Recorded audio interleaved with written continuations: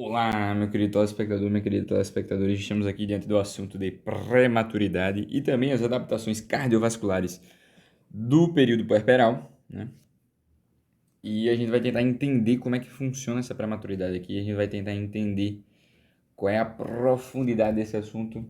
Vamos tentar aí nos deleitar diante da magnitude que é a neonatologia, ok?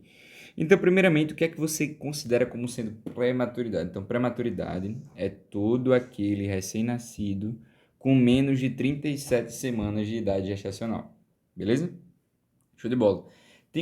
Existem graus de prematuridade? Sim. Tem a prematuridade precoce, a prematuridade moderada, se eu não me engano, e a tardia. Tem alguma coisa no meio que eu esqueci. Não, desculpa. Extremo, prematuro alguma coisa e prematura tardia. A média vai ser justamente de 20 até 28,6, 29 até 33,4 e 34 até 37, que seria justamente o prematuro tardio. Deixa eu ver só qual é esse nome daqui. Então, prematuridade, 37 semanas de gestação, extremo moderado e tardio. Perfeito. Extremo moderado e tardio. Então, 28, 29 e 34. Esses são os números que você tem que aprender, certo? E aqui vai até 39, tá errado isso aqui, né? Tá errado isso aqui. Isso aqui já é uma pessoa que já nasceu a termo, né? Então a gente lembra que a termo qual é? O a termo é de 37 a 41. Lembra disso, né? Então é justamente isso que a gente vai falar sobre prematuridade. Estava errado ali. Quais os riscos da criança prematura na sobrevida? Então, a criança na prematuridade ela tem riscos em diferentes âmbitos da sua justamente formação. Então, ela tem mais risco de complicação, ela tem mais risco de mortalidade, ela tem mais risco de apresentar defeitos neurológicos, auditivos, visuais, tem mais risco justamente de ter problema de informação, tem mais risco de apresentar osteopenia, osteoporose, sinais de raquitismo. Então, tudo isso é uma característica importante da criança prematura. Então, a gente tem que entender a prematuridade como um ambiente de risco, né? Obrigatoriamente. Desenvolvimento de doenças, de autoimunidades. Então, tudo isso pode acontecer. Então, vamos ver o que a gente falou aqui. Mortalidade, complicações neurológicas de visão e audição e também de internação, né? Então, muito mais rápido, de 3 a 4 vezes mais frequente o prematuro se internar, certo? Então, lembrar sempre, né? Para você conseguir entrar na UCINCA, lembra da UCINCA, né? Que é a Unidade de Cuidados Intermediários Canguru, você tem que ter no mínimo o quê? 120 gramas. Então, um bebê que tem menos de 120 gramas, ele já é considerado de muito baixo peso e ele nunca vai poder entrar na UCINCA, né? Ele precisa estar pelo menos no cuidado de intermediários convencional ou então na UTI neonatal, dependendo de outros parâmetros que sejam considerados, certo? Então, muito importante reconhecer isso. O nível de internação é muito maior, mortalidade, problemas neurológicos, problemas auditivos. Então, a gente consegue pensar nisso sem precisar do assunto, né? O que a gente aprendeu até agora foi a parte mais importante, que está marcada aí, que é o tempo. Como é que a gente previne um prato prematuro? Outra pergunta de enrolação. Às vezes eu me pergunto por que eu coloco essas coisas, mas é basicamente o quê? Um bom pré-natal e uma boa equipe obstétrica, né? Então a gente vai justamente fazer isso aqui para prevenir o prato prematuro, que é justamente o que a neonatologia faz, né? Ela evita com que se desenvolva um parto que vai ter complicações, né? Então é isso. Cite outras situações de risco para o pré-termo. Então basicamente isso aqui serve para todos, né? Então gestações de risco têm essas características. E aí eu vou dividir de acordo com a chamada anamnese obstétrica. Lembra da anamnese obstétrica? Que foi a primeira aula, pronto. Essa anamnese obstétrica, ela entra aqui para você definir se a gravidez é de risco ou não.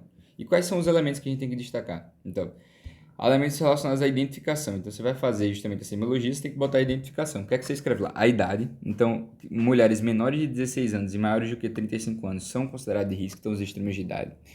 O fato dela ser solteira ou não, geralmente elas vão menos ao pré-natal. E o grau de escolaridade. Quanto mais baixo o grau de escolaridade, quanto mais baixa a classe social, mais risco ela tem justamente aí de faltar ao pré-natal, de não ter cuidado, certo? Então, idade, escolaridade, o estado civil, geralmente as solteiras elas têm mais risco de faltar ao pré-natal, né? Mas não é um risco tão direto. E a gente também tem aquelas relacionadas justamente ao histórico patológico dessa jovem. Então, se é uma ou jovem ou mulher mais adulta que tenha, que tenha desnutrição, então ela tem mais risco de apresentar. Se ela faz uso de drogas, se ela faz uso, isso aí já seria um histórico patológico, né? Então, se ela faz uso de drogas, álcool, tabaco, né? Tudo isso aumenta o risco da gestação, beleza? Outro fator justamente seria relacionado ao histórico das gestações passadas. Então, todo aquele parto que foi feito aí de forma tem um passado gestacional patológico, isso aí aumenta o risco justamente da gravidez futura. Então, aquele que apresentou bebê natimorto, aquele que apresentou baixo peso, prematuridade, que apresentou abortamento, tudo isso mostra que a gravidez provavelmente futura vai ser de risco. E para finalizar, seriam as características da gestação atual. Então, toda aquela mulher que tem justamente aí aquele risco, né, de desenvolver doenças. Então, uma mulher que na gestação atual desenvolveu uma doença hipertensiva específica da gestação, uma diabetes gestacional, teve TORCHES, né, desenvolveu doenças autoimunes, por exemplo, necessitou de isoimunização, aquela incompatibilidade sanguínea materno-fetal. Também a mulher que TORCHES, diabetes, blá blá blá, tá faltando um. Tem outra coisa. Então, qualquer doença, qualquer complicação atual, né, da gestação pode gerar justamente um parto pré-termo, né? Pode ser risco de parto pré-termo. Então, novamente, 8 situações de risco, né? Então, identificação, a gente lembra a idade, solteiro e baixa escolaridade, beleza? No caso aqui deram 9, né? Drogas, álcool, cigarro, desnutrição e doenças maternas, né? Doenças maternas são importantes. Então, cardiopatias, HS, diabetes, tudo isso é importante. E tem relação justamente com a história obstétrica. Um passado obstétrico, isso aqui faltou, né? Que é justamente o quê? Um pequeno intervalo menor de 2 anos entre um parto e outro. Então, dois partos aí intervalados, um seguido do outro, ou seja, pariu, engravidou, né? Aquelas multíporas aí, grandes multíporas. Cada gestação, uma próxima da outra, tem um risco da próxima ser de pré-termo. Então, isso é um elemento importante de ser destacado. Passado obstétrico e risco, natimorto, abortamento, distócia, né? Distócia do parto. O neonato sendo pré-termo e a gestação atual, justamente, aquelas características. Diabetes, hipertensão, toches, faltou isso aqui, né? Colonização por o Streptococcus tipo B, né? Então, isso está relacionado também com as itos, né? Então, itos nesse ambiente aí de risco justamente uma demonstração aí de risco para a prematuridade, beleza? Então, deu para identificar essas características, né? Isso aqui está muito naquela aula lá de risco. Então, a gente lembra mãe não, a histórico, idade, baixa escolaridade, solteira. Histórico patológico, diabetes, mellitus, hipertensão, todas as cardiopatias, tudo relacionado aí isso é uma gravidez mais de risco, né? Isso é mais a gravidez de risco individual, né, para a mulher. E aí, prematuridade relacionada justamente aí ao uso de álcool, uso de drogas, desnutrição. O que está relacionado à gravidez prévia, um parto atrás de outro, num ambiente menor do que 3 anos, ou um parto de risco. Então, teve natimorto, teve abortamento, teve pré-termo, teve baixo peso. E, por fim, justamente as características, como a gente falou lá, que são os da gestação atual. Então, TORCH, diabetes, DEG, infecção por Streptococcus do tipo B, doenças autoimunes e também aquela isoimunização. Tudo isso é risco de pré-termo, beleza? Deu para anotar? Show de bola. Quais são as características do pré-termo que o fazem justamente de alto risco? Então, isso aí é a parte importante, né? A parte que a gente tem que destacar, essa é a parte mais importante agora.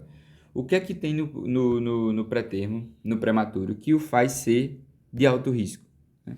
Então, pense aqui comigo. Esse paciente, esse pré-termo, ele está com metabolismo normal de um recém-nascido? Não. Ele está com o metabolismo extremamente mais ativado do que o metabolismo de um recém-nascido que nasceu a termo.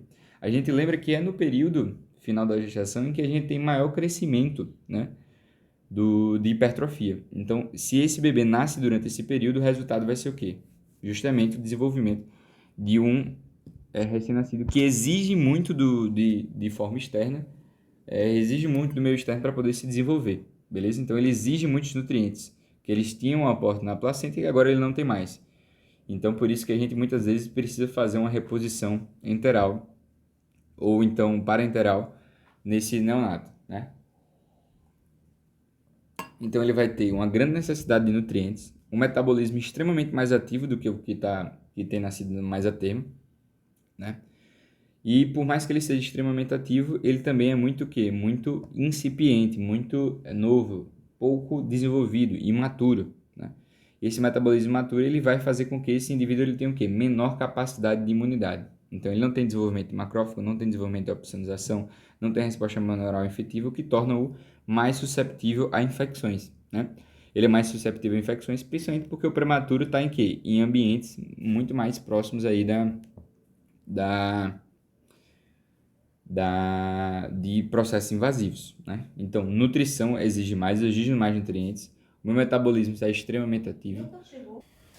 Mudei de lugar rapidamente. Então, o metabolismo está ativado e também ele vai se caracterizar por ter uma instabilidade clínica muito presente, né? Então, muitas vezes esse prematuro ele está com Apgar baixo, né? Ele não tem vitalidade. Muitas vezes a respiração está prejudicada, o batimento cardíaco está prejudicado, a flexão ele está hipotônico, está hipoativo. Então, aquele Apgar pode estar muito prejudicado. Então, essa é uma característica importante. Metabolismo rápido, exigência grande de nutrientes, instabilidade clínica. Outra característica é justamente que ele exige muito do quê? Ele exige muito da água, né? Então, o recurso hídrico ele é muito necessário. Então, uma coisa que é extremamente importante a gente destacar, que a gente vai falar, é justamente uma perda de peso muito relacionada a esse neonato, né? O neonato, o prematuro, ele perde muita água porque ele tem muito mais líquido extracelular do que o recém-nascido a termo, beleza? Então, o recém-nascido a termo, ele tem mais água no meio intracelular, né? E esse aqui tem muito mais água no meio extracelular. Então, a perda passiva de água é muito maior. A perda de peso no RN, por vias insensíveis, né, é de cerca de 10%. No recém-nascido é de 14% e pode avançar muito mais à medida com que ele se aproxima do pré-termo extremo, ok? Então essa é uma característica importante que o torna justamente um bebê de alto risco, né? Então precisa de muito nutriente, o metabolismo está muito acelerado, instabilidade clínica, problemas justamente de conter infecções, beleza? E tem algumas outras coisas que eu estou esquecendo. Vamos lá, vamos ver aqui de novo. Então, nutrientes e metabolismo, né? Então, baixa reserva de nutrientes. Isso aqui é importante, né? Além dele exigir nutrientes, ele tem baixa reserva de nutrientes. Principalmente o glicogênio do fígado. Então, ele tem baixa reserva de nutrientes e tem alto metabolismo, né? Então, demanda muito do suporte extrauterino, né? Que a criança vai ter. No final da gestão, a hipertrofia é grande. E o estresse fisiológico e metabólico. Então, como ele não está mais no meio intrauterino, tem muita coisa sendo exigida dele que não tinha antes. Ele está precisando respirar, ele está precisando digerir o alimento, ele está precisando controlar a própria temperatura, certo? Então, tudo isso é estresse fisiológico que não estava acontecendo. Então, melhorando o nosso conhecimento aqui sobre nutrientes e metabolismo. Ele tem poucos nutrientes de reserva, ele tem mais exigência de metabolismo, e ele tem mais exigência do metabolismo e eles têm mais estresse fisiológico, beleza? Então o metabolismo está muito mais alto de suporte extrauterino, ele tem pouca reserva e eu tenho mais do meio externo exigindo dele, beleza? Em relação ao homeostase, ele tem estabilidade, mais risco de infecção e justamente aí funções fisiológicas imaturas. Então, tudo que tem justamente da sua característica, como eu tinha falado, né? Tudo que tem justamente de sistema imune. Opa, o que foi que aconteceu? Não, volta. Tudo que tem de sistema imune, tudo que tem de respiração tá instável, né? Tá pouco desenvolvido. E por fim, a característica hidratolítica. Então, ele tem uma perda muito insensível de água, tem perda de peso e também de cálcio, fósforo, sódio, beleza? Então, os eletrólitos também estão alterados, né? Então, sódio, potássio, cálcio, o fósforo também, ele vai ter um menor controle aí desses itens. Então, destacando isso de maneira clara e repetindo aqui, né, quais são as características do pré-termo quando a gente está falando justamente pelo fato dele ser alto risco. Primeiro, deixa eu voltar as coisas aqui para ficar bonitinho. O primeiro é justamente que ele tem pouca reserva, tem muito metabolismo e tem muito estresse de fora. Tem pouco desenvolvimento fisiológico, né? Tá imaturo, pouco desenvolvimento imunológico e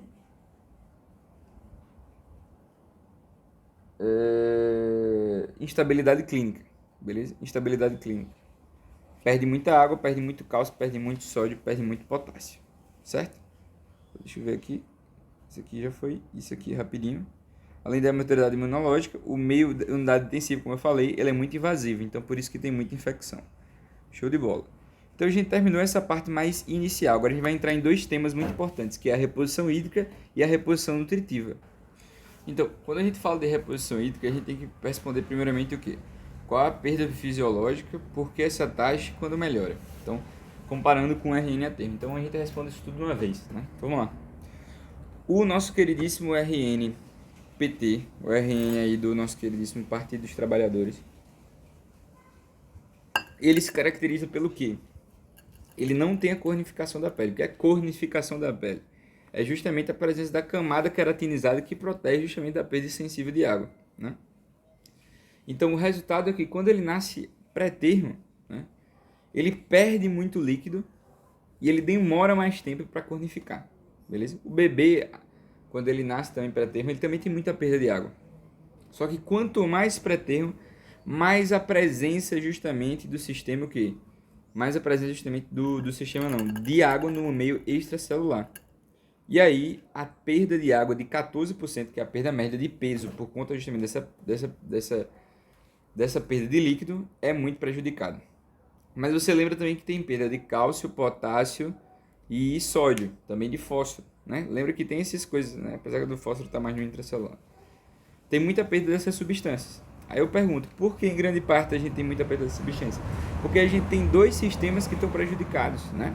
O sistema justamente de filtração renal, que está incompetente, e o sistema renina-angiotensina-aldosterona, que seria justamente o sistema que agiria aí retendo água e sódio, né? Então qual é o resultado, meu doutor? É justamente o problema claro que é o bebê perder muita água, o bebê perder muito eletrólito, beleza? Então ele tem justamente uma necessidade hidroeletrolítica muito grande, né? E perdas insensíveis dessas substâncias, beleza? Então a gente sabe, então vamos lá. Geralmente o RN a termo ele perde 10% do seu peso na primeira semana de vida porque ele tem muita quantidade de líquido extracelular. Só após o nascimento ele aumenta a cornificação da pele para diminuir essa perda insensível de água. Show de bola, foi o que a gente falou, a gente só não falou 10%, mas ele tem justamente a necessidade de cornificação. O prematuro vai ter ainda mais água no extracelular e a pele é fina e delgada e não tem cornificação. Então, perder água pela pele vai gerar uma perda de 14% ou mais. A maturidade renal e do sistema renina-angiotensina-aldosterona vai gerar perdas renais no prematuro de água e eletrólitos, como sódio, potássio e cálcio. O que deve ser levado em conta para a reposição hídrica? Eu não respondi essa pergunta, né? Eu acho que eu acabei tirando. Então, corrigir aqui agora. Então, já dando spoiler, né? Eu dei um spoilerzinho aqui. Como é que a gente fornece esse aporte líquido? A gente vai repor esse líquido através de soro glicosado a 5%. Beleza? Soro glicosado a 5%. E aí, quais são os fatores que influenciam a quantidade de líquido? Faltou interrogação aqui. Então, a gente tem que lembrar muito bem, né? Quanto mais novo o meu pré-termo, mais líquido ou menos líquido eu dou? Quanto mais novo. Quanto mais novo, menos líquido ou mais líquido? Só uma pergunta boa, né? Aí você vai tiltar agora com a minha resposta. Menos líquido, certo? Quanto mais novo o bebê, um bebê em relação a ele mesmo, mais líquido eu dou.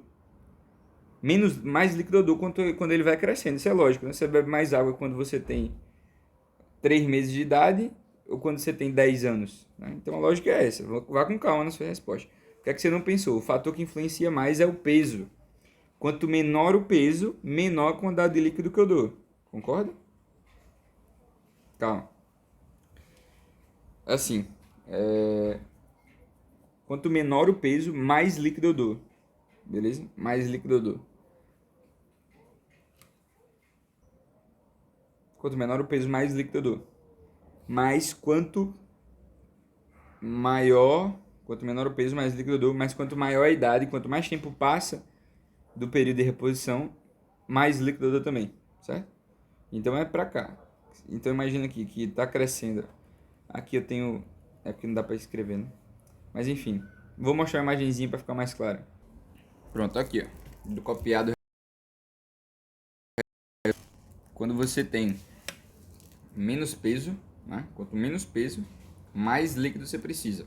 Ó, E quanto mais tempo passa, mais líquido você precisa, é óbvio, né? Então, geralmente vai até o terceiro dia essa lógica aqui, beleza? Não precisa decorar a tabela, mas precisa ter o sentido. Então, não é pelo tempo, né? Quanto mais tempo, mais líquido eu preciso. Quanto menos peso, é óbvio, menos desenvolvido, mais é a perda insensível, beleza? Uma lógica é essa. Vamos lá. Show. Tem outros fatores que influenciam? Tem. Então, condições patológicas. O bebê tá com febre. Com febre ele perde mais. Né? Idade gestacional, a gente já viu. Né? Quanto menor a idade gestacional, mais peso ele perde, mais menor a idade gestacional, menos peso ele tem, mais líquido eu preciso. Né? E também aí, de acordo com as condições ambientais. Né? Se está quente, se está frio, etc. Beleza? Vamos ver se do setor. Idade gestacional, condições ambientais, status patológico. Quanto mais dias de vida, menor o peso, maior a quantidade. Certo? Então, é isso. Deu para entender. Agora vamos para o aporte nutricional. Né? Então já começa com a pergunta. O aporte nutricional ele é padronizado? Negativo. Ele vai variar e ele é individualizado. E ele vai depender do quê? Vai depender da maturidade interal, principalmente. Né? Do desenvolvimento cardiorrespiratório cardiopulmonar do pré-termo. E vai depender, obviamente, do peso, né, dele. Como a gente vai ver. Beleza? Então é padronizado. A resposta é não. É individualizado. Depende do peso, condição clínica e idade gestacional. Beleza? Vamos lá. O que deve ser evitado? Qual o grande medo aqui da nossa queridíssima aporte nutricional? É o bebê regurgitar e broncoaspirar. Certo? Eu não quero que o bebê entre em fadiga. Eu fico forçando ele, por exemplo, a chupar um peito em que ele não consegue fazer a sucção correta. Certo? Ele vai bradicardizar, vai ficar pálido, vai perder peso. Beleza? Ou então eu estou colocando uma quantidade muito grande de alimento numa região que não tem essa capacidade de receber, e o resultado vai ser uma sepse, vai ser uma distensão abdominal, vai ser uma regurgitação, vai ser uma broncoaspiração. Então o principal medo é a fadiga e a regurgitação, é o que eu devo evitar. Se estiver fadigando e regurgitando, tem que fazer isso. O bebê precisa aprender a deglutir e respirar para evitar regurgitar. Perfeito. Né? Se eu tenho o risco de regurgitar, eu tenho que justamente desenvolver minha habilidade. E essa habilidade ela vai ser desenvolvida aí a partir do momento em que o bebê vai ganhando mais peso e que ele vai justamente se utilizando de métodos mais inteligentes para poder estimular esse desenvolvimento integral, certo? Quais são os modos de nutrição? Então a gente tem 3 modos de nutrição. O primeiro, mais conhecido, peito, né? Peito. Então, por sucção, eu faço o leite, pego esse leite por sucção e aí eu faço justamente esse processo, que pode ser uma translactação também, né? Então seria justamente uma dieta de caráter o quê? De via oral, uma dieta baseada na sucção. Qual seria outra? Seria justamente uma dieta aí por meio, a famosa... Eu esqueci o nome, mas é por sonda gástrica, né? Então você coloca uma sonda que vai lá do intestino e vai justamente liberar o leite, ou então a fórmula pré ou a fórmula pós, fórmula de partida, depois justamente de uma internação, né? Tem que ser internado.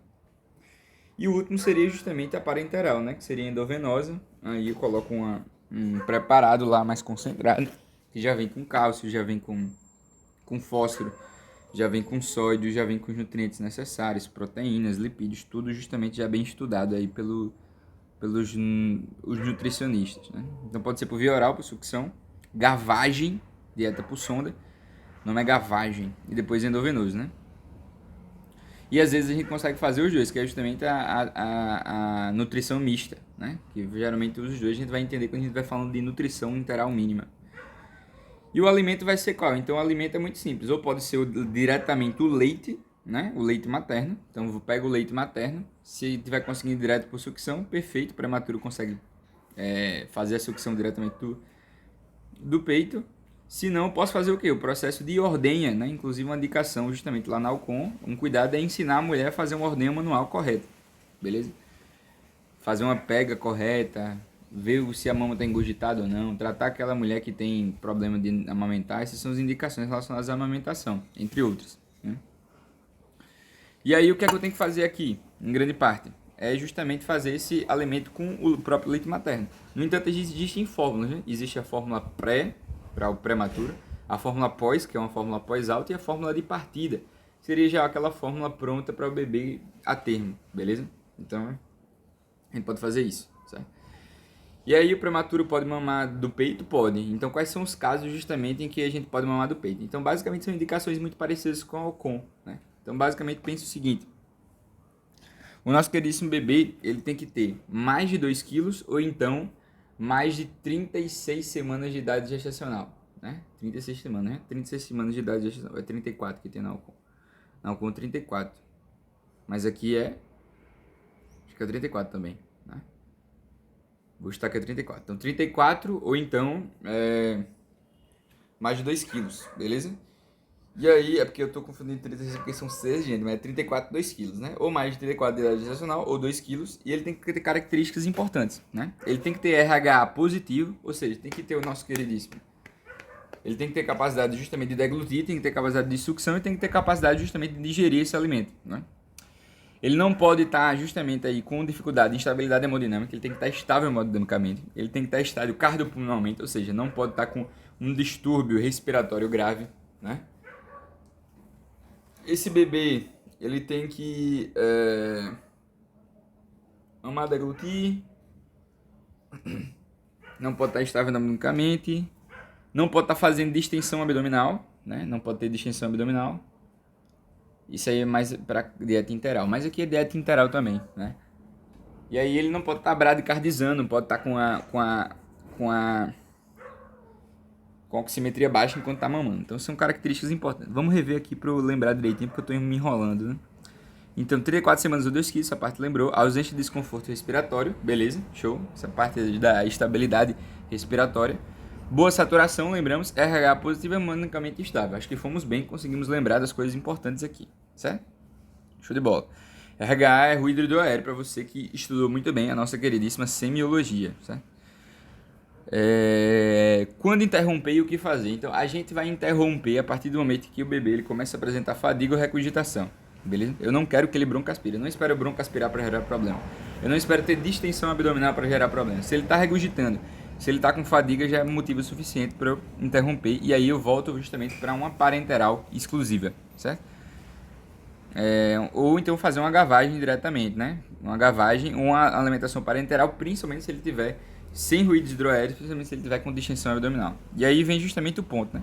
Quando iniciar a dieta interal? Eu só posso iniciar a dieta interal quando o meu paciente está, novamente, estável hemodinamicamente, com RH mais presente, muitas características parecidas com o de mamar no peito, né? Porque mamar no peito é uma dieta interal, né?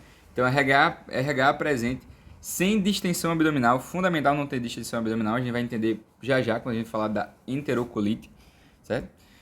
E aí, por fim, não pode estar com distensão abdominal, tem que estar com RH mais presente, tem que ter características de estabilidade cardiopulmonar e tem que estar hemodinamicamente estável, beleza? Sem nenhum distúrbio respiratório grave, sem desconforto respiratório grave, né? Então, estabilidade cardiopulmonar sem desconforto respiratório grave, ausência de distensão abdominal, RH positivo, beleza? Então, essa é a característica do aporte nutricional. De quanto é a dieta interal mínima? Qual a sua função e por que ela evita quiterícia? Então, perguntas bem específicas, né? Então, a dieta interal mínima é toda aquela dieta que está abaixo de 20 ml por quilograma por dia, certo? Então, 20 ml por quilograma por dia de o substrato parenteral é inútil a nível de nutrição. Então, o bebê não consegue ficar bem nutrido a partir do momento em que ele está aí... a partir do momento em que ele está aí com um baixo peso já presente, né? E com uma quantidade muito pequena de líquido entrando justamente. São 20 ml por dia, certo? Por dia. Então, qual é a função? É justamente trazer uma maior maturidade para o intestino.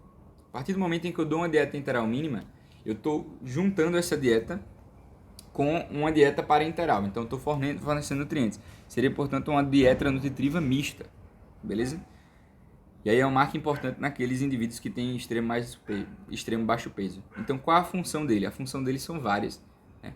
Mas é uma lógica crescente. Então eu vou aumentar a tolerância alimentar do nosso queridíssimo intestino. Estou preparando-o para receber o líquido que naturalmente ele receberia a partir do momento em que nasceu, né? Eu estou povoando o nosso queridíssimo ambiente intestinal com lactobacilos vivos. Estou desenvolvendo uma flora intestinal e a partir desse momento eu diminuo o tempo de hospitalização desse bebê, beleza?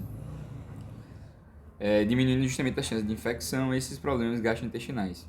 Outra função seria justamente evitar a atrofia da mucosa, certo? Então eu justamente evito o achatamento e a atrofia da mucosa intestinal, beleza?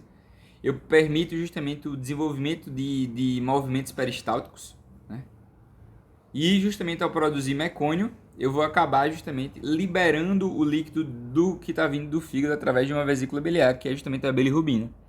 Se eu libero a bilirrubina, eu evito que ela fique estática no ambiente lá do nosso queridíssimo fígado e evito que haja, portanto, a famosa icterícia neonatal, beleza? Então essas são as diversas funções que estão relacionadas com a dieta enteral mínima, certo?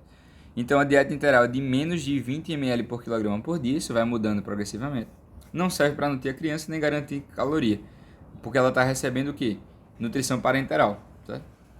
Dando leite materno, isso aqui é de leite materno, dentro do tubo, digestivo da criança em quantidade mínima. É possível aí evitar a atrofia e achatamento da mucosa, estimular os hormônios intestinais, faltou falar essa parte, tolerância alimentar, ganhar peso mais rápido, tempo de hospitalização, flora e o nível de bilirrubina.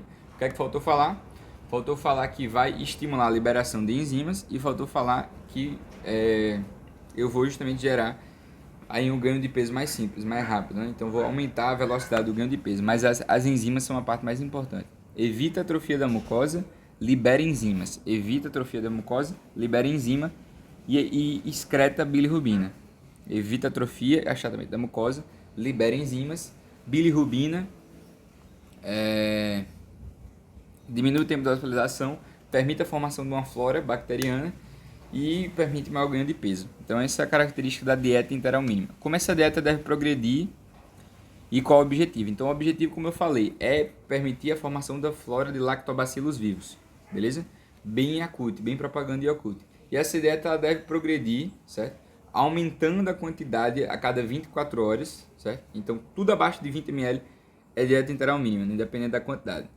Eu vou progredindo essa quantidade todo dia, a cada 24 horas, até o momento em que eu vejo que não há nenhum processo de perigo para aquela região. Tem RH presente, o paciente já não está com o desconto respiratório, já está estável cardiopulmonarmente, já está com RH positivo, eu posso iniciar a dieta enteral, certo? Então, a partir do momento em que eu começo justamente aí a fazer a dieta enteral mínima, na verdade eu só poderia começar a dieta enteral mínima se tivesse naquelas condições, né, que eu já tinha falado. E a partir do 20, eu já deixo de ser uma dieta enteral mínima e passo a ser uma dieta mista, né, propriamente dita. Beleza? Que eu estou fazendo enteral junto com parenteral, certo? E aí eu vou provocando, portanto, o desmame do parenteral até do momento em que o bebê consiga fluir naturalmente só com dieta enteral e depois com o crescimento dele, né? No período aí, nesse ambiente da UTI neonatal ou da U5, eu consigo aí evoluir para que ele consiga mamar diretamente do peito, consiga fazer a sucção, né? Já que ele está um pouquinho mais gordinho. Show de bola? Ao atingir o máximo de dieta enteral mínimo que deve ser feito, né? Então aí, depois que passar 20, já não é enteral mínima, começa a fazer o desmanso parenteral e aumenta em enteral, certo? Como a dieta deve progredir, a gente já falou, a dieta vai gradualmente sendo aumentada a cada 24 horas, permitindo um ganho de peso mais rápido, diminuindo o tempo de hospitalização, coloniza o intestino da criança com a flora de lactobacilos vivos, né? Então eu melhoro o ganho de peso, diminuo o tempo de hospitalização, permite a formação de uma flora, permito que não haja atrofia, permite a liberação de enzimas e evito justamente que haja acúmulo de bilirrubina nesse ambiente. Quais os tipos de dieta enteral? Então a gente tem 3 tipos de dieta enteral, né? A gente lembra que o primeiro, né, e o mais simples, o mais invasivo seria justamente aquela dieta da sonda entérica, né? A famosa galvanização, né? É galvanização, né? Gavagem, né? Processo de gavagem, garagem, tu lembra da garagem? Então a gavagem, né? Que basicamente o tipo de dieta vai ser o quê? Vai ser você colocar uma sonda, né, orogástrica, que vai justamente chegar lá no intestino e vai liberar literalmente o quê? Leite materno, vai liberar pré-fórmula, fórmula pré, vai liberar fórmula pós, vai liberar tudo lá. Geralmente fórmula pré junto com com leite materno, essa é a indicação. E aí você vai colocar aquilo, né? E o nosso queridíssimo líquido ele tem que cair por gravidade. Eu não posso ir lá e injetar o bolos, né? Eu tenho que deixar cair por gravidade de maneira progressiva para evitar que haja, portanto, aí a formação de um ambiente o quê? De um ambiente danoso, né? Para que eu não distenda muito essa característica e provoque uma regurgitação. Beleza? Essa estrutura, não característica. E aí a gente também tem a translactação e a sucção nutritiva, né? Que aí seriam justamente dois outros métodos, né? Sucção nutritiva, que seria você colocar o dedinho na boca e estimular justamente o aprendizado da sucção enquanto você desce por gravidade aquela quantidade. É para bebês que estão mais magrinhos. Os que estão mais gordinhos já conseguem sugar do peito, né? E aí ou já aprenderam por causa da sucção nutritiva, ou então já começaram a fazer a sucção. E aí, como a mãe não está produzindo prolactina, está muito novo, aí você vai lá e coloca uma sonda aqui, e aí vai translactar. Deixa no mesmo nível, ele chupa a sonda como se fosse um canudo e também vai estimulando o peito da mãe, certo? Cadê? Quais são os tipos de dieta enteral? Dieta enteral por gavagem, o leite desce por gravidade na seringa, não pode empurrar o êmbolo, senão vai justamente uma pressão muito grande e vai acabar regurgitando. Show. Dieta enteral por sucção nutritiva, a sonda fica no dedo do profissional, a criança recebe uma dieta vem da seringa, mas sugando o dedo do profissional, então ele faz um certo esforço. É importante para que ela aprenda a sugar e passe direto para o peito da mãe. Passo para o peito da mãe é um processo de transição. E por fim, a dieta enteral por translactação. A sonda fica na auréola da mãe, a seringa fica alta, e aí a seringa não fica alta, ela fica na altura do peito. A criança precisa fazer uma força maior para sugar o leite. Perfeito, porque não está caindo com gravidade. Para a mãe produzir o leite, é necessário o estímulo da sucção, então a translactação é importante para que a mãe aumente a produção láctea e a criança justamente aprenda a mamar no peito. Perfeito, acertamos. Como avaliar a tolerância da dieta enteral? Então, basicamente, como é que eu avalio? Né? Eu observo se, ao fornecer a dieta, eu não estou tendo duas coisas, regurgitação e distensão abdominal. Beleza? Se estiver regurgitando, está sendo uma quantidade muito grande ou não está maduro o suficiente. Se tiver com distensão abdominal, chegou no intestino e está provocando, portanto, uma reação aí local, muito relacionada justamente aí com o desenvolvimento de bactérias, beleza? Então, aqui em imagem, distensão abdominal, regurgitação e vômitos, certo? Então, isso é a tolerância dieta. E aí eu tenho que atentar justamente para a possibilidade de enterocolite necrosante, né? O que é a enterocolite necrosante? Então, basicamente, a enterocolite necrosante ocorre a partir do momento em que eu forneço para o nosso queridíssimo recém-nascido uma quantidade exagerada de leite materno, né, de alimento ou de fórmula pré, por exemplo, para o prematuro, e ele não tem um desenvolvimento enteral suficiente para sustentar aquela quantidade de líquido. Ou seja, é uma mucosa que está insuficiente e uma quantidade exagerada. Qual o resultado? Aquele ambiente ele vai justamente ser lesionado, né? Pela grande quantidade de líquido, a mucosa que está friável vai ser justamente infiltrada por aquela quantidade e vai ser infiltrada por grande quantidade de ar, provocando, portanto, fissuras na mucosa. Essa fissura da mucosa, né? Essa fissura da mucosa, ela é muito importante, beleza? E aí vai gerar justamente um sinal radiológico de raio-x que vai ser marcado pelo o aumento, um edema branco, né, na parede, mostrando que a parede está bem edemaciada, justamente um lúmen bastante dilatado, marcando justamente a distensão abdominal. Caso haja uma complicação que é muito comum, que é a complicação muito comum não, que é muito grave, que é a perfuração desse intestino por conta da distensão, a gente tem o desenvolvimento, portanto, de um processo de pneumoperitônio, que é uma urgência que eu preciso gerar ir diretamente para o bloco cirúrgico e seccionar a região que foi perfurada. Outra possibilidade justamente é um sinal extremamente importante que eu estou enrolando para lembrar, para falar dele, que é justamente o espaço entre a mucosa e a parede intestinal, que vai justamente pela presença de ar de um lado para o outro, que eu esqueci o nome do sinal, mas é um sinal extremamente importante do raio-x, beleza? Da enterocolite necrosante, né? A gente aprende tantas coisas periféricas e esquece do principal. E outra coisa que vai acontecer é que vai liberar sangue nas fezes. Então, pesquisa de sangue oculto das fezes vai vir positiva, né? Então, essas duas formas principais de diagnóstico que tem. O tratamento seria justamente a suspensão da dieta enteral, com dieta parenteral e antibiótico terapia, dependendo justamente da suspeita clínica, né? Obviamente aí a gente tem que pensar nos anaeróbios principalmente, né? E aí a gente está diante de um tratamento que deve ser feito simplesmente porque o quê? Porque eu não soube fazer a adequação da dieta enteral, certo? E eu não estou conseguindo lembrar o nome do sinal. Então, dieta enteral em um bebê que não estava preparado como mucosa intestinal, que sofreu hipóxia, né? Então, ele sofreu alguma asfixia, a dieta intestinal tá despreparada. Eu dou um bolos muito grande, né? Principalmente se não for líquido materno. Se eu dou uma fórmula, ela é muito mais concentrada.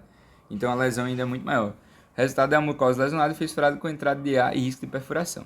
Por fim, temos uma criança com quadro séptico, né? Importante destacar isso aí, que compromete a perfusão intestinal. Então, a gente tem aí um quadro séptico estabelecido, né? Pode se estabelecer outra complicação, é a sepse e o processo justamente de perfuração intestinal com aparecimento de uma peritonite, né?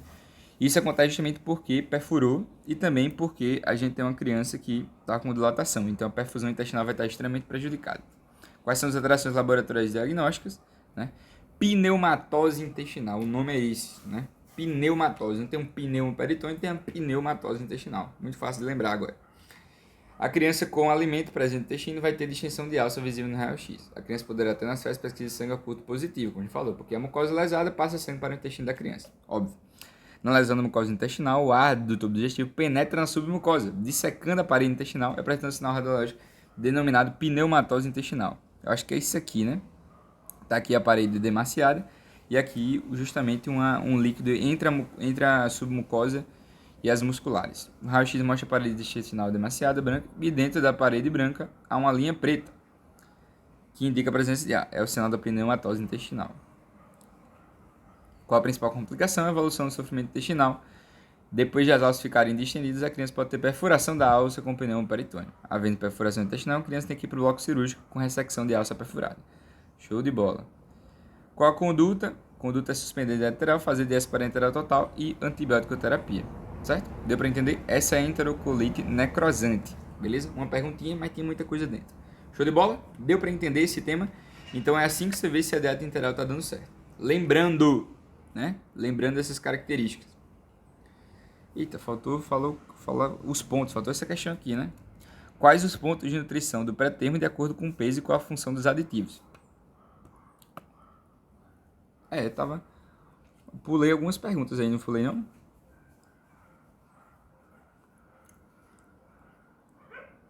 Acho que esse aqui é o ponto principal, né? Então, basicamente, os pontos da dieta nutritiva, a gente vai dividir de acordo com o tipo de prematuro, né? Vai ter aquele que tem extremo baixo peso, né? Abaixo de 1.000. O de muito baixo peso, abaixo de 1.500. E o de baixo peso, que seria o abaixo de...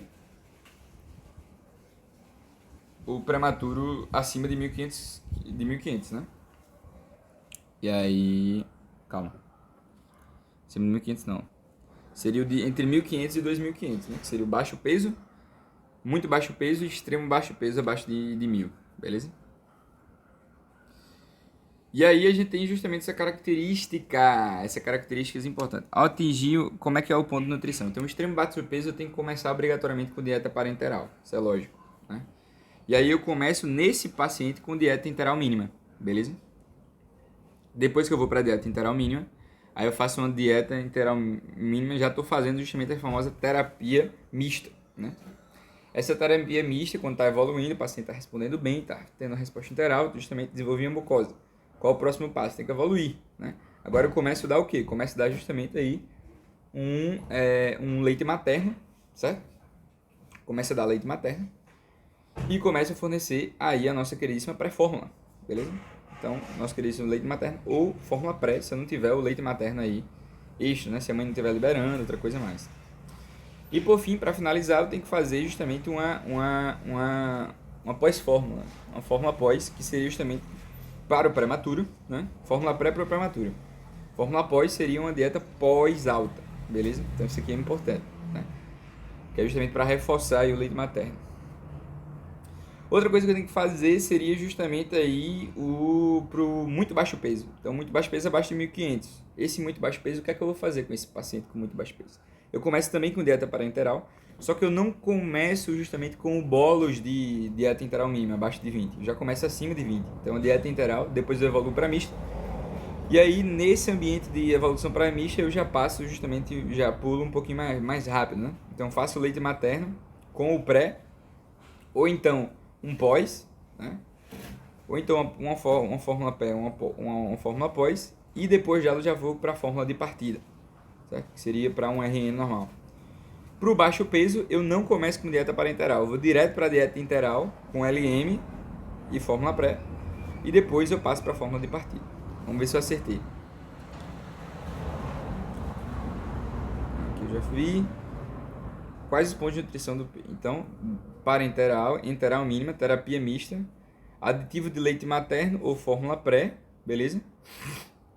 Então não é o leite materno sozinho, é aditivo de leite materno, né? Ela vem leite materno mais uma coisa, ou então a fórmula pré, beleza?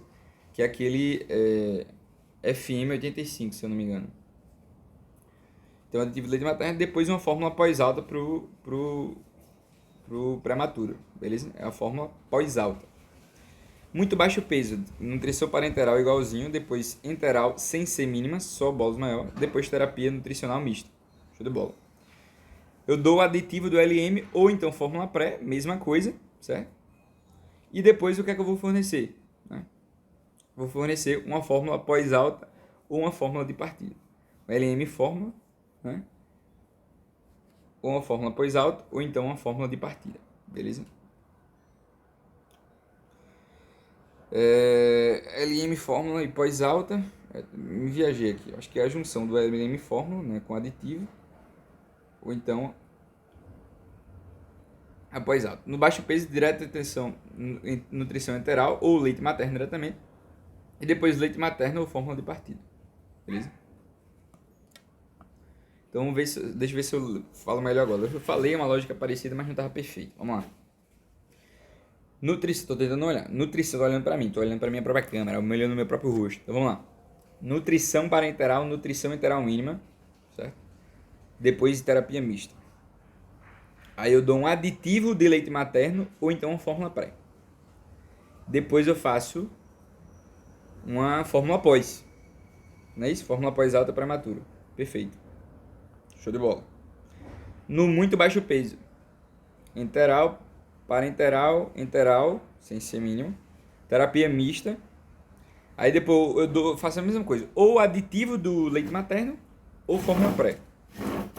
Certo? Ou aditivo do leite materno ou fórmula pré. E depois eu dou o LM fórmula pós-alta ou então uma fórmula de partida. Beleza? O LM fórmula pós-alta, né? Ou uma fórmula de partida. Já posso começar com a fórmula de partida, que eu não sei o que é. Depois eu tenho o baixo peso. O baixo peso eu começo com a enteral direta com LM, né? Líquido materno. Ou então, e depois sigo com o leite materno ou fórmula de partida. Beleza? Então essas são as características, né? Então, a passagem da sonda para o peito depende da saturação e monitorização da sucção, podendo estar taquipneia ou palidez. Foi aquela coisa que eu falei, né? Para sair da sonda para o peito, da translactação, eu tenho que justamente identificar esses sinais, né? Regurgitação, taquipneia, palidez, vômito e os sinais de enterocolite necrosante. Show de bola? Vamos lá. Quais os tipos de dieta enteral? A gente já falou. Enterocolite necrosante a gente falou. A sobremesa tem aumentado? Tem aumentado, né? O nosso queridíssimo... Isso aí é imunidade, parte final aí. Essa parte eu achei bem enrolação, né? Mas enfim... Então, a sobrevida ela tem aumentado bastante. O neonato ele tem sobrevivido, tem uma sobrevida muito maior porque justamente a gente está conseguindo tratar melhor o paciente, a gente está conseguindo fazer ele sobreviver durante muito mais tempo, né? O pré-natal está melhor, então vem aumentando, o prematuro cada vez maior, blá blá. Qual o papel do calendário vacinal e o que deve ser modificado? Então, muitas vezes tem muitas doenças preveníveis, né? E aí você vai acabando matando muito prematuro porque você não deu aquela vacina específica. Lembrar que eu dou BCG apenas com 2 kg, mas o hepatite B eu já dou em ambiente do UTI, então posso fazer isso aí, né? Como prevenir as doenças de um PT? Então, vacinando, evitando com que ele vá cedo para creche, para berçário, fazendo com que ele tenha justamente uma consulta pré-natal boa, né? Uma boa amamentação. E é isso. Atendimento hospitalar, essas coisas. Estímulo ao leitamento materno, não exposição ao tabaco, frequência tardia, creches. Imunização adequada da criança. Família são fundamentais na prevenção de doenças prematuras. Então a família tem que estar boa, sem fumar cigarro, que eu acho que é meio... Perto do bebê, que eu acho que é bem intuitivo. Então essa é a parte da imunidade, bem enrolação, certo? Deixa eu abrir aqui só para você ver. Prematuros apresentam risco de desenvolver doenças imunopreveníveis. É frequente atraso no calendário vacinal. Vacinação deve ocorrer na UTI. Hepatite B, BCG só quando 4 kg. Na unidade, BCG só quando 2 kg. Show de bola. Então a gente entendeu essa parte aqui, bem simples, né? Então deu para entender o início da aula, né? Início não. Essa parte mais introdutória. Introdutória não. Já foi metade. Então, da vida uterina para a vida extrauterina. Então, nessa pergunta aqui, a resposta é gigantesca. Na verdade, eu vou tentar falar tudo aqui de uma vez, né? Então, quando a gente pergunta quais os principais problemas do RNTP, você pode responder aquela coisa que a gente viu no início, né? Metabolismo, falta de nutrição, né? Exigência, risco de infecção, inabilidade fisiológica, instabilidade clínica, água, eletrólitos, essas coisas que tem um problema do pré-termo, beleza? A gente conseguiu pensar nisso aí tranquilamente. Mas aqui a gente está perguntando justamente outras doenças, que já está escrito aqui, inclusive, retinopatia da prematuridade, osteopenia ou desmineralização óssea do prematuro e infecções também, né, que a gente vai falar. Infecções a gente já sabe o que acontece. Mas enfim, a gente tem que primeiro entender uma coisa que é justamente essa, uma coisa muito gritante quando a gente está falando a respeito do neonato, que é justamente essa mudança da pequena circulação fetal, da grande circulação também, né? E aí, qual é a diferença do ambiente intra e extrauterino? Então, bem interessante, né? Quando a gente está no ambiente intrauterino, qual é a circulação fetal? A gente vem com sangue arterial lá da aorta da mãe, essa aorta chega na placenta, aí vem através justamente da veia umbilical, da placenta para a veia umbilical, ela recebe justamente sangue oxigenado, chega lá na nossa cava inferior, vai entrar no átrio direito. No átrio direito tem uma estrutura que já vai direto para o átrio esquerdo, que é justamente o forame oval. Então, sai do átrio direito, vou pegar aqui para ficar do seu lado, né? Então você tá vendo o negócio que tá do átrio direito, aí vai lá pro átrio esquerdo, né? Calma, como é que você tá vendo? Tá vendo que nem eu tô vendo aqui, né? Que a gente tá vendo de frente. Então, vamos botar que nem você vê no livro, né? O átrio direito tá aqui, ele vai lá e pro átrio esquerdo, certo? Vai lá pro átrio esquerdo já direto. Mas uma parte do sangue desce aqui pro ventrículo, aí ele vai libera lá para tronco pulmonar. A tronco pulmonar tem justamente o canal arterial, que é um canal que vai do tronco pulmonar até a aorta. E aí, quando ele vai aqui, boa parte do fluxo sai, não vai para a veia pulmonar e vai para a aorta, que vai liberar esse sangue oxigenado todinho, que depois, através da artéria umbilical, vai em direção à placenta e volta esse fluxo aí todinho. Então, esse é o fluxo da circulação fetal, certo?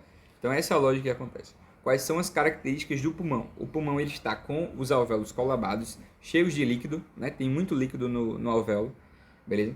A resistência vascular, como é que tá? Extremamente alta, as arteriolas estão todas contraídas, beleza?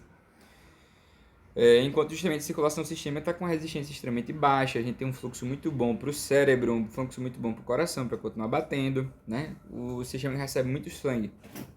E as arteriolas estão lá, colabadas, os alvéolos também, e a resistência extremamente baixa. Quando o bebê nasce, a circulação muda completamente, né? O que é que acontece? Eu respiro. Quando eu respiro, o que acontece? Há uma expulsão desse líquido do pulmão, né? E aí tá saindo líquido, esse líquido sai dos alvéolos, pode ser por pressão positiva também, quando você vai e faz uma respiração desse paciente. E aí sai esse líquido é liberado, entra o ar, entra o oxigênio, e aí quando entra o oxigênio a gente tem uma resposta diferente, que é justamente o que? A vasodilatação da nossas queridíssimas arteríolas, né? Então o que é que mantém boa parte dessas arteríolas colabadas? É a vasoconstricção reflexa derivada justamente da liberação de prostaglandinas. Quando chega o oxigênio, essas prostaglandinas param de agir, a gente vasodilata, diminui a resistência vascular pulmonar. Essa resistência vascular pulmonar diminuída vai aumentar o fluxo, a partir do momento em que a resistência vascular sistêmica vai aumentar. Então exige mais força do meu ventrículo esquerdo, né? E aí vou exigir mais força também do meu ventrículo direito, porque menos força do meu ventrículo direito, porque eu vou diminuir a resistência vascular do pulmão, né? Que estava recebendo uma quantidade muito pequena de sangue, mas agora vai aumentar. Devido justamente à passagem do sangue oxigenado muito mais fortemente aí no ambiente da nossa queridíssima canal arterial e também do forame oval, o resultado vai ser justamente uma diminuição da quantidade de prostaglandinas que faziam vasoconstricção e vão provocar uma vasoconstricção dessas duas estruturas. Por consequência, esses forames ovais e o nosso queridíssimo canal arterial sendo justamente fibrosados, o resultado vai ser uma passagem de sangue de acordo justamente com a circulação do recém-nascido, que é normal, beleza? Que vai ser justamente sem passar direto para a artéria, sem passar diretamente do tronco pulmonar para a artéria e sem passar do átrio direito para o esquerdo. Antes fazia sentido porque eu queria que todo o fluxo fosse para o sistema, que não para o pulmão. E o pulmão só pegava um pouquinho do que sobrava. A lógica era essa, beleza? Então, o que é que acontece? Qual é o grande problema aqui, né? Que é justamente o que acontece no prematuro. O prematuro ele tem justamente a manutenção da característica de circulação fetal, única e exclusivamente por quê? Porque ele não desenvolveu ainda o seu pulmão. O seu pulmão está mal desenvolvido, ou então também não desenvolveu o surfactante. Lembra justamente da síndrome de desconforto respiratório do recém-nascido, que é a famosa doença da membrana hialina? Basicamente, o que aconteceu? Eu não produzo surfactante diferente e meus alvéolos estão colabados. Se meus alvéolos estão colabados, não está chegando oxigênio. Se não chega oxigênio, eu mantenho patente meu canal arterial e meu forama oval. Beleza? Mesma coisa se eu tiver um processo de um apega abaixo, certo? Então, basicamente, meu pulmão está insuficiente, meu alvéolo está insuficiente, eu posso ter uma asfixia. Então, como prematuro muitas vezes pode aparecer asfixiado, eu posso ter manutenção dessa circulação fetal. E aí, basicamente, eu vou ter um prejuízo muito grande, o quê? Prejuízo muito grande da respiração e também a circulação pulmonar. Então, meu pulmão vai ficar cada vez mais prejudicado. Então, basicamente, é isso que ocorre, né? E aí, outra condição que limita é justamente a doença da membrana hialina, que é muito parecida à manutenção da circulação fetal, né? E aí, vamos ver se a gente falou tudo. Show de bola? Deu pra entender? Então, basicamente, ó, aqui, a gente falou isso aqui, pô. Então, vamos lá. A veia umbilical passa através do ducto venoso, não precisava lembrar disso. Tem a cava inferior, que vai cair no átrio direito, chegou no átrio direito. Através do canal arterial, o sangue desviado da pulmonar para a aorta, beleza, que vai descendo, nutrindo todo o corpo da criança. Faz sentido. Depois que volta para a placenta, por meio das chamadas artérias umbilicais, a mãe, que faz ventilação do feto, traz novamente sangue arterial para a veia umbilical. Olha que fofinho, a gente falou isso. Alta resistência vascular pulmonar com baixa resistência vascular sistêmica, falamos também. O forama oval desvia o sangue do átrio direito para o átrio esquerdo, porque a câmara direita tem mais pressão. Perfeito. O pulmão tem RVP, resistência vascular pulmonar, elevada. Então o lado direito fica com mais pressão, beleza? Então essa parte eu esqueci de falar, né? Quem tem mais pressão no ambiente pré-nascimento é o lado direito, né? E o lado esquerdo tem menos pressão, porque ele na verdade ele vai combater aí menos pressão, né? E aí, a partir do momento em que eu tenho o nascimento, o lado esquerdo fica com mais pressão do que o lado direito, né? O lado direito ele fica bem mais tranquilo, concorda? Porque a resistência vascular pulmonar vai facilitar, então ele tem menos pressão exigida. A resistência vascular sistêmica vai aumentar, periférica, né? Que é RVP também, vai aumentar e aí eu vou ter realmente uma necessidade de, do meu lado esquerdo, precisar de mais fluxo, né? Assim, o fluxo de sangue vai ser do átrio direito ao átrio esquerdo, pelo forama oval, pulmonar aorta pelo canal arterial. Isso garante boa oxigenação cerebral e miocárdica, porque o sangue oxigenado sai das câmaras direitas para a esquerda sem passar pelo pulmão. Certo? Então, só passa um pouquinho de sangue para manter o pulmão vivo, mas não está passando para fazer hematose, beleza? Dentro do útero, o pulmão está colabado e cheio de líquido, alvéolos contraídos, e as artérias pulmonares estão fechadas e a pressão pulmonar está elevada, perfeito. O canal arterial tem a finalidade de desviar o sangue para a aorta, blá blá blá, já que não está havendo ventilação pulmonar. É necessário que uma pequena parte do sangue continue indo para o pulmão para garantir a nutrição pulmonar. Show. Quando a criança nasce, o ar entra na criança, ventila, empurrando o líquido para fora. Agora temos oxigênio dentro do alvéolo. Assim, as artérias pulmonares dilatam. O sangue mais rico de oxigênio, inibindo a ação das prostaglandinas que o vasodilata. É um dos fatores que vai promover o fechamento por constricção do ducto arterioso, né? Canal arterial, que depois fecha com fibrose também. Então, essa é a transição da circulação fetal para a vida extrauterina. Perfeito. Após o clampeamento do cordão, a resistência vascular sistêmica aumenta. Então, lembrar que é depois do clampeamento do cordão, fazendo com que o ventrículo esquerdo tenha mais pressão. O pulmão se expande com a vasodilatação das artérias pulmonares, caindo a pressão vascular pulmonar. Forma oval e o canal arterial se fecham pela milionésima vez. Certo? Deu para entender, né? Show. O que gera asfixia no pré-termo? E qual é o resultado dessa asfixia? Qual outra condição imita o PT, né? O PSOL, né? Então, vamos lá. Ocorre quando a criança não ventilou adequadamente ao nascer por pulmão imaturo ou deficiência surfactante, como na doença da membrana hialina, por exemplo. A asfixia leva a hipóxia e a acidose, né? Que são duas situações que provocam vasoconstricção das arteriolas pulmonares, beleza? Então, essa é a parte importantíssima que eu não falei. Então, acidose, hipóxia, vasoconstricção, certo? acidose e hipóxia gera vasoconstricção das arteríolas pulmonares. Beleza? Estou protegendo meu pulmão de um ácido. Beleza? Estou protegendo meu pulmão de uma hipóxia. Lembra aqui daquela resposta lá que tem? Que quando vem muito fluxo para as artérias pulmonares, ela... Quando vem pouco oxigênio, ela... Que é para evitar que o nosso queridíssimo VQ fique normal. Beleza? Então, a asfixia leva a hipóxia e a acidose, que são duas situações que provocam vasoconstricção das artérias pulmonares. Isso faz com que a pressão do pulmão permaneça elevada e o canal arterial permaneça aberto. A asfixia no nascimento, portanto, causa persistência da circulação fetal com hipertensão pulmonar. Concorda? Porque a arteríola está normal, beleza? Então, a gente tem hipertensão pulmonar e manutenção da circulação fetal. São situações reversíveis com o tempo e com o tratamento. Que tratamento é esse? Você que estudou alguns assuntos aí, córticosteroide. Lembra? Corticosteroide. Vamos lá. Quais os principais... Eu esqueci o nome. Acho que era metilprednisolona? Alguma coisa assim. Esqueci. Era um ONA. Né? Esses amigos do hidrocortisona, essas coisas zonas. Então, os principais... Essa pergunta é ridícula, né? Quais são os principais problemas do RNTP? Meu Deus, muita coisa. Mas se você tiver que citar doenças que precisam de triagem de investigação, na verdade essa é uma melhor pergunta, né? Problemas que precisam de triagem no RNTP, que é a retinopatia da prematuridade, a osteopenia da prematuridade e as infecções. A infecção não precisa tanto dessa intervenção toda, né? dessa triagem toda, porque ela vai apresentar mais sintomas. Então, infecções, pouco desenvolvimento do sistema imune, sem opsonização, sem macrófagos, sem fatores, sem resposta moral. É óbvio, né? E além justamente do ambiente da UTI, que é um ambiente que está tendo toda hora processos invasivos, então aumenta a quantidade de infecção também. Retinopatia e osteopenia da prematuridade. Vamos começar pela mais fácil, que é a retinopatia da prematuridade. Qual é a fisiopatologia da retinopatia da prematuridade? Muito fácil de a gente conseguir lembrar, certo? Muito fácil, certo? Basicamente, o que é que a gente está tendo? A gente vai ter aí um bebê que está se desenvolvendo aí. Com 4 a 6 semanas, a gente tem o desenvolvimento da vasculatura da retina. Então, a retina ela se forma bem bonita, né? Com vasos bem desenvolvidos de 4 a 6 semanas. Beleza? 4 a 6 semanas. E esse desenvolvimento ele vai acontecer aí de uma maneira ordenada, de uma neoangiogênese, concorda? Então tem neoangiogênese em todo canto, principalmente na retina.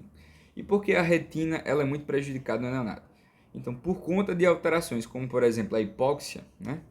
E essas alterações que estão acontecendo a nível do neonato, a gente pode ter uma quantidade baixa de oxigênio que está sendo fornecida a nível da nossa queridíssima retina. Então, o resultado é justamente um desenvolvimento disforme, descoordenado e tortuoso dos vasos que formam a retina. Certo? Então, as artérias que vão chegar lá vão ser artérias mal formadas e com estrutura morfologicamente alteradas, que vão justamente provocar problemas na nossa queridíssima retina, né? Podendo gerar complicações aí para a visão do nosso queridíssimo bebê. Beleza? Deu para entender? Então, basicamente, o nosso queridíssimo paciente, ele vai ter um desenvolvimento de vasos da retina prejudicado por conta de alterações do nível de oxigênio. Então, essas alterações elas vão ocorrer em grande parte por quê? Vamos citar um exemplo de coisas que acontecem que geram problemas de oxigênio. Uma sepse, né? Uma doença de membrana hialina, síndrome de desconforto respiratório, que é o mesmo nome, né? Uma hemorragia, qual é esse nome? HIV. Você vai lembrar de vírus da imunodeficiência humana. Tá errado, né? A gente tá diante aí do HIV, que é hemorragia intraventricular. Esse é outra fisiopatologia que pode acontecer, certo? Sepse, qualquer choque que exista, né? Qualquer choque, hemorragia intraventricular, síndrome, entre outros. Deixa eu ver se tem mais alguma coisa aqui. Oscilações de forma sepse, choque, baixa PA, má perfusão, qualquer coisa que gere isso, vai gerar, portanto, um desarranjo no crescimento e formação de vasos anômalos, né? Na retina. Então, desarranjo no crescimento e vasos anômalos é o termo que a gente quer colocar. Beleza? Eles se completam próximos aí das 37 semanas no RNAT. Então, é basicamente isso. Vamos ver se a gente falou a maior parte, né?